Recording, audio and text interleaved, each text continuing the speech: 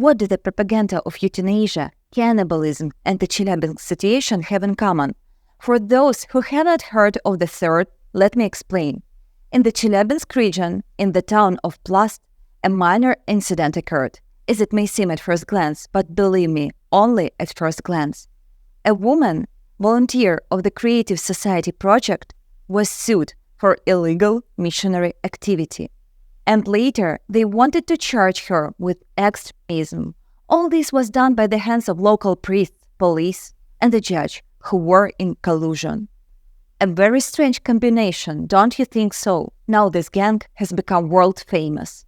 But why would they fabricate a case against an innocent woman?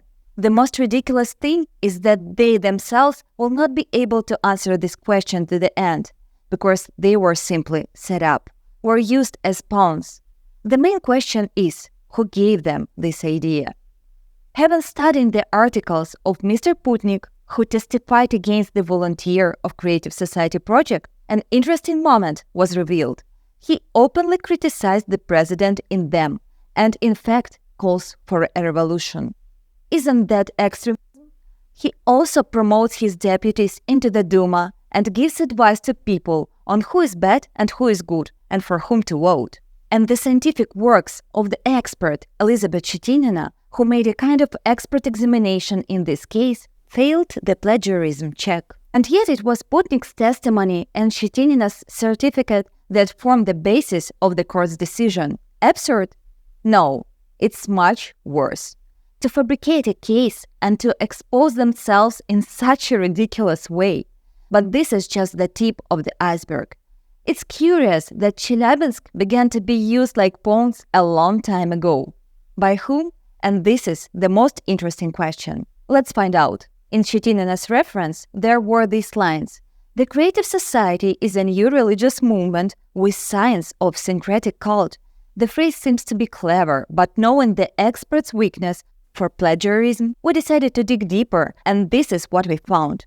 Articles were published in different countries, as if they were copied, pouring mud on *ALLATRA and the Creative Society. The same style, structure, and phrases. But that's not all. Look at this.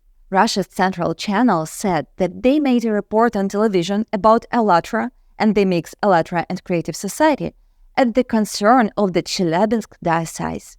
But okay, it's Russia. And here is BBC article that writes about *ALLATRA, referring to Chelyabinsk. Guys, once again, the BBC is referring to Chelyabinsk. Do they even know where it is? It seems to us that the customer is the same, and it was written by the same hand. Whose hand? Not the one that crucified Jesus Christ, who, by the way, was accused of illegal missionary activity. Coincidence? Perhaps. But it can also happen that now, according to absolutely the same scheme, this single hand is again trying to remove those undesirable. The media is completely under the control and is afraid to change even a letter written by this hand. Fortunately, some members of the media use their platforms to push their own personal bias. And agenda to control exactly what people think. This is extremely dangerous to our democracy. So, what they hate so much about the *ALLATRA movement, whose members were the first to support the Creative Society project? The Creative Society is a large international project and, most importantly, it's independent. No one sponsors us, which gives us the freedom to tell the truth, the very sharp truth, which is like a bone in the throat for those who have raked up the whole world politics, economy, and religion under themselves. And yes, they have noticed us, and they want to destroy the movement by branding it a religious organization so that we can no longer inform about the Creative Society, about our way out of crisis for all people, and they can continue to freely consolidate their power and implement plans to reduce the population. By the way, there is official expertise that *ALLATRA is not a religious movement, but we understand perfectly well that the invisible hand needs to drag us into the religious field, because there the hand owns the situation and can do its justice.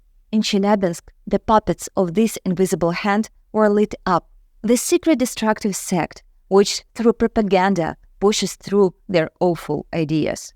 For example, such as the legalization of euthanasia, legalized suicide. This idea was taken up by many European countries, such as Switzerland, the Netherlands, Belgium, Spain, Germany, Canada. It's often undertaken by people who simply do not have enough money for treatment. And it's not just allowed, but popularized through movies and clips. In March 2021, Canada passed a law allowing euthanasia not only for those who are terminally ill and whose imminent death is spoken of by doctors, but also for those who suffer from an illness or disability that cannot be alleviated under the conditions you consider acceptable. This same hand is actively trying to popularize cannibalism. Just the facts. Food supplier Bite Labs is offering to produce salami made from celebrity stem cells.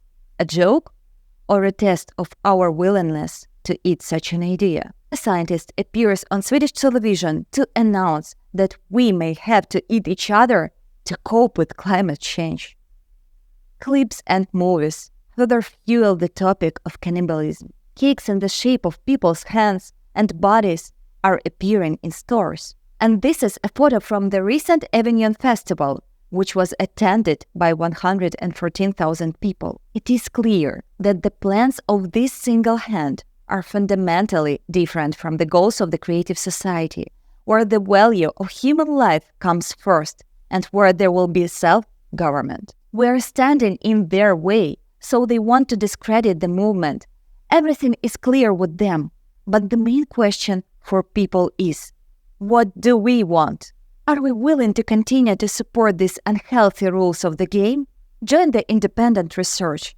Together we can get to the bottom of this and open a lot of people's eyes to what's going on.